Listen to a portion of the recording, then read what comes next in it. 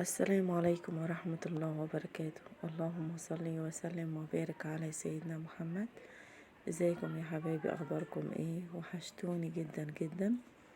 ومعلش انا اسفة ان انا نزلت الفيديو وشلته تاني عشان خاطر في حاجة في اليوتيوب ان انا ليا حقوق طبع النشر، وساعات بيكتب لي ان الفيديو اتحسب ليا. فللاسف بجد انا نزلت فيديوهين بعد ما تعبت فيهم وفي الاخر ما اتحسبليش. فده سبب عشان في حد بعتلي في التعليقات ان انا ما كملتش او الفيديو اتشال. فانا بحاول بقدر الامكان ان انا اصلحه وانزلته لكم تاني.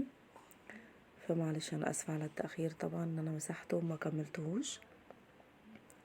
اتمنى الفيديو يعجبكم ان شاء الله، وكملوا لي الفيديو كملوا الفيديو للاخر، وان شاء الله بامر الله باذن الله يعجبكم. وما تنسوش تعملوا لايك كمان وتصلوا على النبي في الكومنتات يا حبايبي، دي اهم حاجه. وانا مش عارفه الفيديو ده هينزل النهارده ولا لا، بس في مولد النبي عامه كل سنه وانتم طيبين.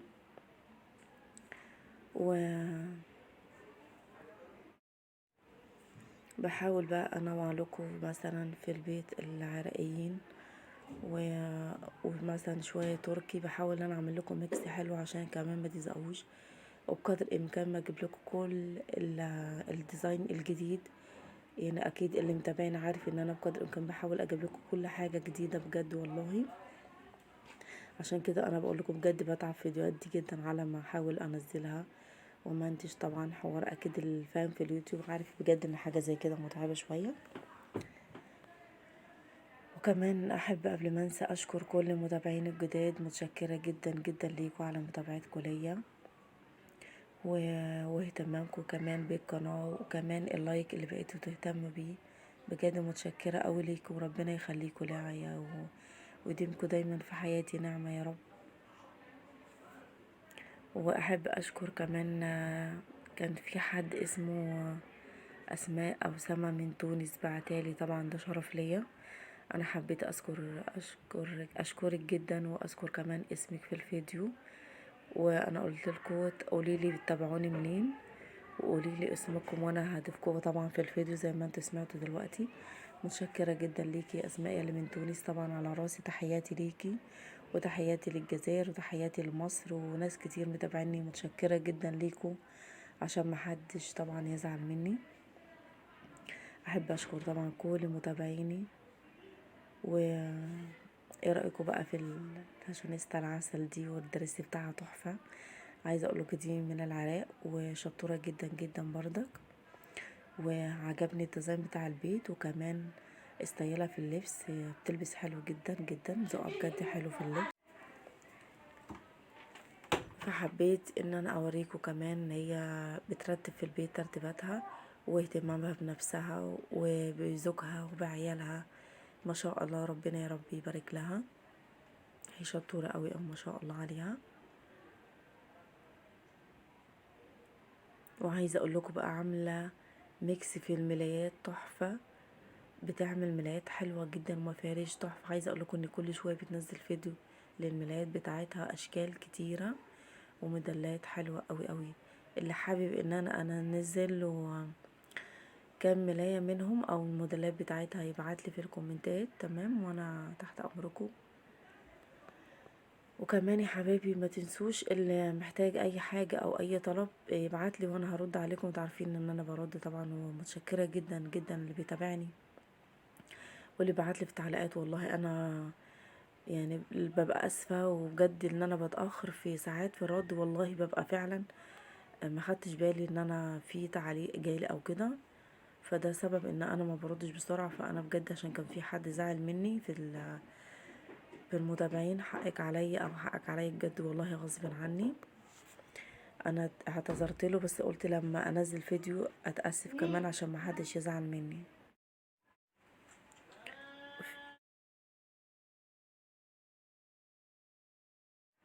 بس بقى هنا هي عاملة جو كده شتوي تحفة جميل. طبعا خلاص بقى كل سنة وانتم طيبين. خلاص احنا في شهر داخلين على 10 اهوت، فاكيد في اول الشتاء. بس عايزة اقول لكم يعني بجد جو حلو.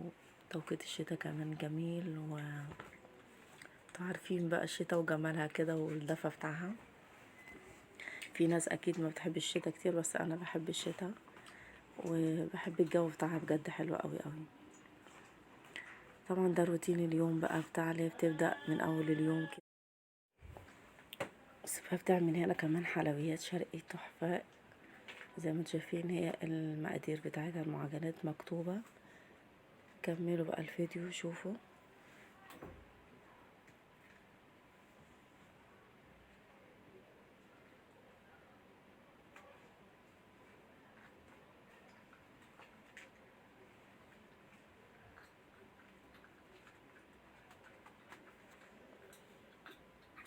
وشفتوا بقى، هي عايزه اقول لكم ان انا قلت لكم منزله كذا فيديو ليها لترتيب الملايات والمفارش بتاعه غرفه النوم بتاعتها تحفه.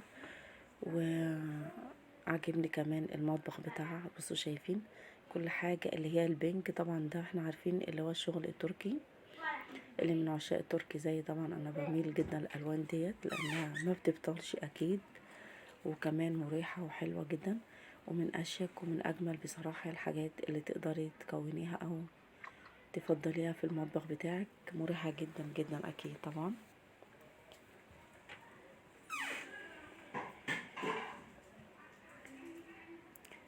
بفكركم تاني يا حبايبي تصلوا على النبي في الكومنتات، ده اهم حاجة طبعا ما تنسوش، ودعوة حلوة منكم كده. ربنا يكرمني ان شاء الله واكمل 4000 ساعة المطلوبين مني، وكمان ان شاء الله يعني بفضل ربنا ثم فضلكم قربت ان انا اكمل طبعا باذن الله 1000 مشترك ان شاء الله، ربنا يعني. ودي بقى بردك حاجة كده عسلية كده، يعني تحفة تحفة السيدة دي بجد من الجمال، وبيتها حلو جدا ما شاء الله تبارك الله على جماله بجد. وكمان طقم الحلل بتاع الابيض ده يجنن يجنن.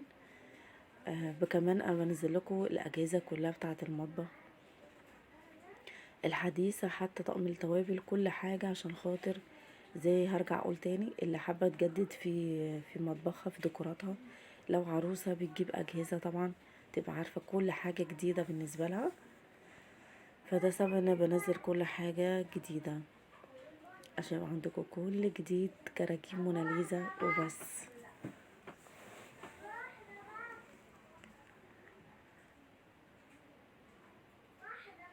يلا بقى اللي مش مشترك معانا ينزل دلوقتي حالا، الجمهور اللي بيتفرج برا ومش مشترك في القناة معانا عشان ده بيظهر لي عندي في اليوتيوب، احب افكركم انزلوا اشتركوا في القناة دلوقتي حالا، ودوسوا على علامة الجرس وكلمة الكل عشان كل اشعارات باذن الله تنزل لكم، او كل فيديو بنزله يجيلكوا الاشعار بتاعه فتعرفوا ان انا نزلت فيديو طبعا. بس هو اهم حاجة في المطبخ كده ان يبقى عندك منظر طبيعي يريح كده الاعصاب، حتى يديكي نفس وطاقة ان انتي تعملي فطار جميل ما شاء الله زي كده طبعا، بألف هنا وشفا. و بص المنظر اهم حاجة بجد والله الطبيعة في البيت، الزرع اللي زي كده الاخضر ده بيدي طاقة وبيدي شكل جمالي، ده كمان اهم حاجة. هنا خلاص هي خلصت مرحلة الفطار ودخلنا على مرحلة الغدا. طبعا مش كله في وقت واحد عشان في ناس تقول هي لحقت، لا طبعا احنا بنصور الفيديوهات ديت بعد فترات، بس انا لما برتب الفيديو بينزلك ورا بعضيها الفيديوهات، فده في وقت تاني وده وقت تاني على فكرة، ملوش علاقة ان هو في نفس اليوم او كده، لا اكيد. بتعمل هنا كبسة طبعا، شايفين ما شاء الله بألف هنا وصحة على قلبهم طبعا. ما شاء الله على مساحة المطبخ حلوة جدا جدا، والستارة دي عايزة اقول لكم في منتهى الجمال، حلوة تشجيرة.